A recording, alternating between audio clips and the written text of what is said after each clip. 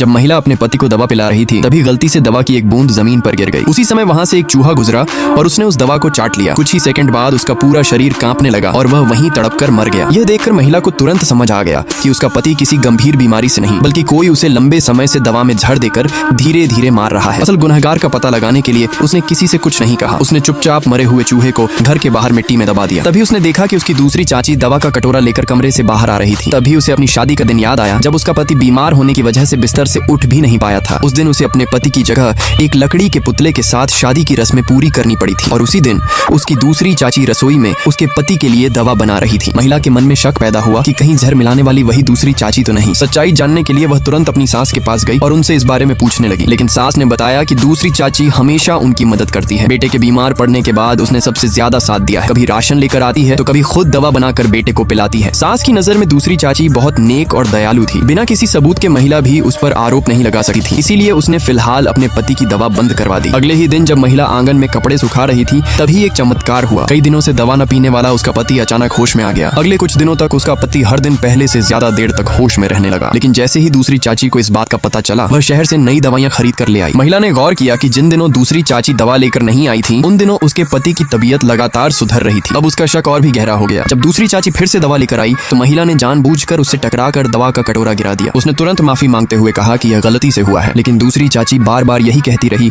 कि मरीज की दवा एक दिन भी नहीं रुकनी चाहिए। इतना कहकर वह दोबारा दवा बनाने के लिए रसोई में चली गई। इसी मौके का फायदा उठाकर महिला रसोई में अपनी सास के पास पहुंची और अपनी सारी शंका उन्हें बता दी। उसने कहा कि दवा हमेशा दूसरी चाची ही शहर से लाकर बनाती है। क्या आपको कभी दवाइयों पर शक नहीं हुआ? लेकिन उसकी बात सुनते ही सास नाराज हो गई। उन्होंने साफ कह